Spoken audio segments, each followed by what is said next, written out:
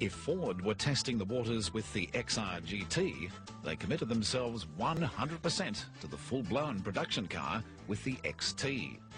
The new XT GT was available in a range of colours, including white, zircon green and candy apple red. Surfers' Paradise, Australia's leading tropical resort city. Motor racing presents the only real opposition to the standard attractions of golden Pacific beaches, beautiful bikinied girls and a hectic but colourful nightlife. The first big challenge for the XT GT was Queensland's Rothmans 12-hour race for saloon cars.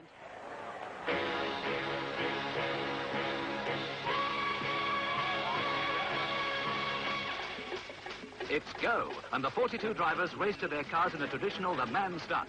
Winning the moral-boosting foot race is Brisbane radio disc jockey Bill Gates. It'll prove to be some omen, because 12 long, tiring hours later, Gates and co-driver Jim Bertram will bring their Ford Falcon GT home in first place. The cars are near stock standard, only the most minor adjustments to engine, suspensions and exhaust systems have been allowed. Cars must have been manufactured or assembled in Australia. 200 examples of the particular make are required to have been registered for ordinary road use since January 1964. This rule was common in Australian touring car racing at the time, and compared with today, simple and very effective. Tyre wear is severe during the race, particularly in the first hours before the track is coated with oil and rubber. One pit-side statistician calculated that during practice and the actual race, more than 800 tyres are changed. Night, and rather than slackening, the pace intensifies. In the General Motors camp, the retirement of their top crews is causing long paces. After 12 long hours, the flag fell on the Jim Bertram, Bill Gates team. The flag goes down for the leading Falcon with Jim Bertram at the wheel, while Bill Gates, who drove most of the way, gets ready to join him in celebrating the win. Victory is sweet. Racing in the 60s was a pretty innocent affair.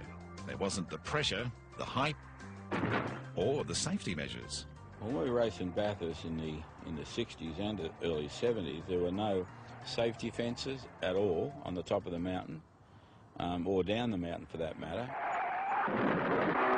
We used to not knowingly wear cotton racing gear, and our racing helmets were not very substantial, and our seat harnesses weren't like they are today. So we had a lot to learn in those days about safety.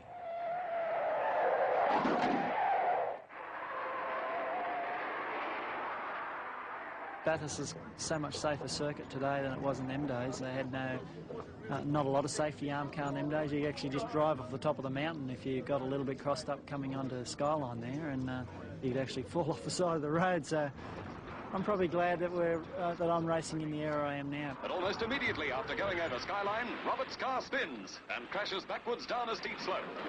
Although the car is a write-off, fortunately Roberts is only dazed.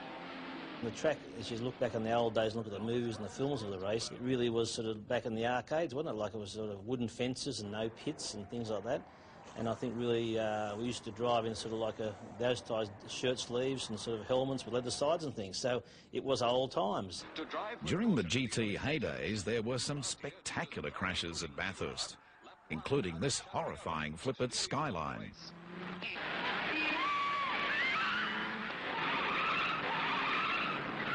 Bill Brown's car flipped and became airborne when only a few cars had gone through.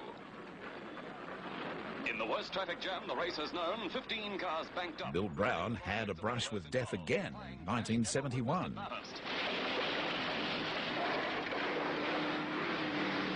Bill tells how it happened. As I come over the blind approach to McPhillamy Park Corner and at speed in excess of 100 miles an hour, a tyre burst on the car, causing it to veer straight ahead into the bank. And I was a bit worried, for the crowd's sake, that the car would sort of jump the fence and end up in amongst the people. It was just crashing and glass breaking and banging and carrying on. When the car finally came to rest, I was still conscious, and Datus ran over and they started to tip the car up. And I yelled out to them to stop, smell petrol, and I asked, if anyone's smoking, would they kindly leave? If the GT's debut in '67 was a huge success, then Bathurst '68 was a real ordeal. Racing with Barry Bowe-Seaton that year in the Harry Firth Works GT was Fred Gibson. Ford moves into first place. Close behind him, Des West. Driving with Harry in '68 was really probably an education for both Beau and I, because Harry was the team manager and we were the drivers. And I suppose, like, against the Monaros, I think it was the 327 Monaros, that they had miles more grunt than we had. So we had a great dice with all the Monaros. We'd pass them up across the top of the mountain on the twisty bits, and they'd grunt past us down the straight and back up the hill again. And after 41 laps, the pace has stepped up. With an incredible burst of speed, Des West shatters the old lap record by nearly 5 seconds. But the expectations of the big, heavy GTs was too much, and the pressure soon took its toll. Car 9 is still ahead, but just when the Ford camp's becoming confident, real trouble strikes the Gagan machine. The Falcon's disc brakes burn out. Replacement takes 16 minutes. Brake and tyre hassles often plagued the GTs, but they weren't the only problems. Then more trouble, and this time it's the leader, Barry Seaton, pulling in with a suspected blown head gasket. Time is running out and every second vital. A radiator refill, some rapid cooling, and the car is sent back onto the track.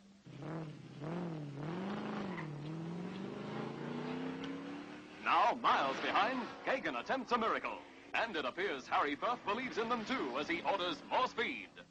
So it's one of those sort of days where, you know, they'd pass us and we'd pass them, and it went on and on all day until probably about 2 hours to go, and we had the upper hand and we were leading the race, and then Beau was driving the car and got a stone through the radiator, and that put us out. And another blow in more ways than one, and this time Seaton is definitely out of the race. This dashed all hopes of a GT victory at Bathurst.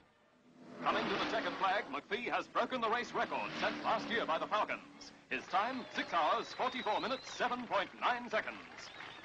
For Bruce McPhee and co-driver Barry Mulholland, an outstanding performance in Australia's toughest car race.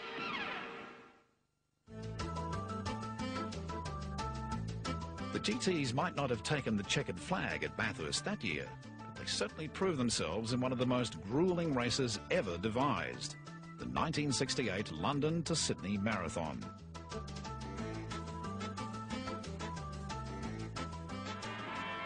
Entrants came from all over the world. 98 cars in all, including 3 Australian Team Falcon GTs. Ahead, 10,500 grueling miles in 11 days through 11 countries. Off they go. It really was an adventure of a lifetime. The ultimate road trip. Here's an Australian Falcon GT arriving in Belgrade, being directed by police to the control points. Driving a Falcon was 23-year-old Ian Vaughan, now a head honcho at Ford. But back in the 60s, he was one of the engineers. Well, it was incredibly tough. We were going through countries like Yugoslavia, Iran, Afghanistan, India, Pakistan. The roads were really rough, and we didn't really know where we were going. These countries were pretty much uncharted in those days, and the navigation was difficult as well. Plus the problem of just millions of people on the road. When we were driving through India, for instance, the road was completely covered in people. The people would part in front of you as the car went roaring down the road. That the cars were coming. People turned out in thousands to watch as they sped through Afghanistan, Pakistan, and down through India. Sometimes it was almost impossible. Cars had to literally push people out of the way in order to get through. And getting through was vital. You do get some amusing events along the way, particularly when you're driving 24 hours a day, 7 days a week, which we were from London to Bombay. We actually carried a toilet in the car, would you believe?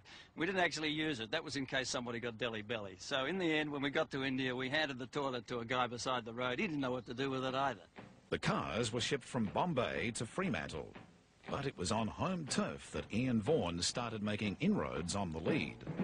And going through in superb mechanical condition were the 3 Australian Falcon GTs.